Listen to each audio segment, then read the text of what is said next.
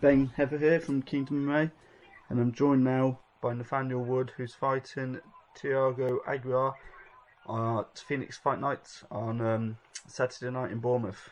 First of all, how are you feeling coming into the fight? I'm feeling great, to be honest. This fight camp has gone perfect. Every other fight camp to me has gone perfect, but for the last one, I felt a bit too overtrained, if you like. I was going into the fight feeling a bit trained, so this one I've made sure that I've got plenty of rest. I know when to rest and when not to do too much. So yeah, I feel really good for this one. And it's the first time you fought, it's in 6 months, having not fought since you lost, I believe, at Bammer 18 by armbar to Mike Cutting.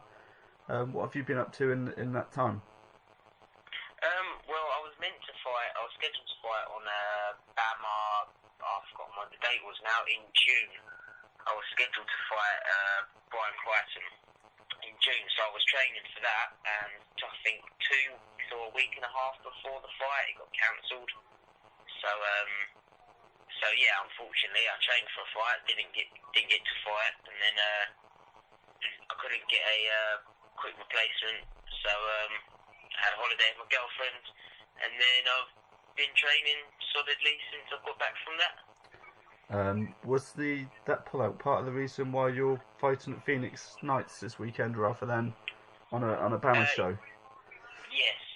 When I had the pullout, ideally I would have liked to got a fight as soon as possible. So unfortunately, I already had a holiday booked with my girlfriend for a 10-night all-inclusive holiday, which was a week after the Bammer one. So I would obviously have to come back and lose weight and get fit and in shape again. So I just said to my manager, I said, look, I need to get more than one fight in at the end of the year, because obviously I've only had one fight this year and it was a disappointing fight for me. And at the moment I'm training full time, so I've got a fight, at the end of the day I've got a fight to get paid, and I've got a fight to move forward in my career. So I just wanted to be active, and luckily enough Bammer had let me have a one fight release so that I could stay active. That's cool. And looking back on that last fight there, you said that you felt a bit drained going into it. Have you been able to pinpoint exactly what it was that's happened going into that one, and have you changed it ahead of this fight? To be honest, I think it was almost though I put everything into every single session. Every session I had, I would go train hard as I could, and my dad always he would always say to me, ease back a bit, and I tried to, and I'd go to a session, and I always feel that every session I feel that I've done more than everyone else, but you can't do that 24/7. Every session I've done, I completely sort of myself, and by the time the fight came, I think I had a 10-week camp for that, and I didn't need 10 weeks. After 6 weeks, I think I was hitting my personal bests on my usual runs that I do, and I was already in better shape than I was for my Cage Warriors fight, and I still had another 4 weeks to go. So when you're at your I was at my peak, and I had to kind of maintain that peak for another month. By the time the fight came, I felt good, but I don't know, it was a hard one to explain. I just I didn't feel like I was my usual self on point. I felt too hesitant. And I just think that was from overtraining, just dieting, and I think 10-week fight camp was too much for me. So for this one, I've only had an 8-week camp.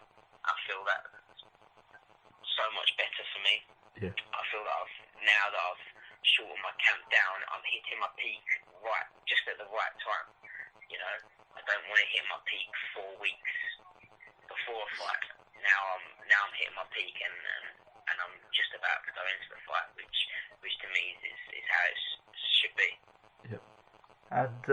And this weekend, we mentioned earlier you're fighting Thiago Aguiar. I believe he's a Brazilian that fights out of Holland. What do you know about the guy? I know that he's 2-0 pro. I haven't seen too much footage of him, but the footage that I have seen, he beat the guy that I beat. Is that Damo Whedon? From Damo Whedon, yeah, for my pro debut. There wasn't much to see. He took him down and pretty much dominated him on the ground, and the ref had to stop it after the first round because he was cut with elbows. I know he's undefeated semi-pro, so yeah, he looks like a tough fighter, and I'm excited. I'm excited to fight. For yourself, fighting for Cage Warriors last year, Bama this year, and then taking this fight against a guy like, say, he's 2-0, and there's not many people on the UK scene that know much about him. Do you see it as almost a big risk for not too much return? No, to be honest, it's like I said, I had the Brian Crichton fight lined up, and that was going to be a perfect fight, and it didn't happen, you know. And for me, obviously, this is what I love to do. So I don't. At the end of the day, it's irrelevant who the opponent is. And with MMA, it's how I learn on the mic cutting loss. It all comes down to who's the better man on the night. So for me, I'm not underestimating my opponent at all. You can put me in there with the #1 ranked guy in the UK. You can put me in there with anyone. It's the same outcome, you know. When I go in there, I'm coming to fight whoever it is, and that's all I think about, to be honest. And obviously, in your corner, you've got one of Britain's best fighters of all time, Brad Pickett. Yeah. This weekend, it was announced earlier on the MMA Hour that his wife's due to give birth on Saturday. How much of an impact is that going to put on you if he can't make it and he's called away to the hospital and he's not able to attend your fight? Have you got plans in place for who's going to be in your corner? Yeah, well, I've already got. I'm allowed 3 cornermen, so luckily enough, I've already got my dad who's been in my corner every fight I've had, and I've got my striking coach Joe Miles also there. So if Brad had to go, if his wife was in labour and he had to go, I'm still there to fight. You know, when I go in my fight, it's always great knowing I've got, in my eyes, the best in the country behind me. But at the end of the day, I'm the one in the fight, you know. So I see a lot of fighters, they always make sure they have all their cornermen. And for me, I can turn up on my own, you know.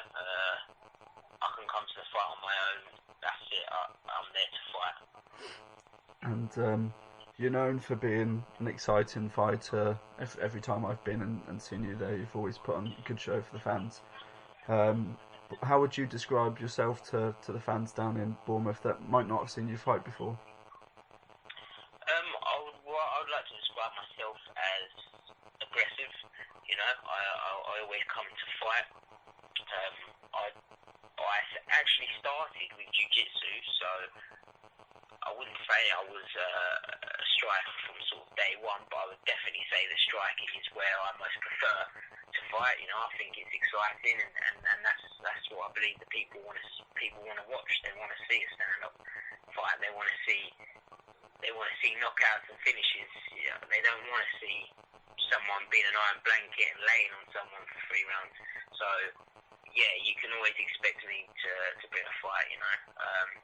I've had 7 pro fights and none of them have gone to the decision. So you can always expect a fast-paced fight with me. That's it. And like you say, we talked about Brad Pickett there. That's pretty much the same game plan he goes for. And would you say that mentality is something that he's passed on to you, or is it something that you've always had right from the start? No, I think that's always something I've had from the start, because I've only actually been training with Brad for about 1.5 years now, because he recently moved literally 5 minutes up the road from me, which obviously is perfect for me. Yeah. But I suppose like now Brad's one of also my main coaches, and he hasn't tried to change my game. You know, he hasn't come in here and said, "Oh, you can't fight like that." So yeah, I think all my coaches they'll sort of point me in the right direction to the way that I like to fight. So yeah, I'd definitely say that my coaches and Brad, none of them have ever tried to not get me to fight the way I am. So. And if you was to give a prediction for the weekend, what would you say? I would say TKO for me, winning by TKO in the first or second round. Brilliant. Well, thank you very much for your time tonight. It's a pleasure speaking to you as always. And thank you for the interview, mate. And we look forward to seeing you fight on Saturday night.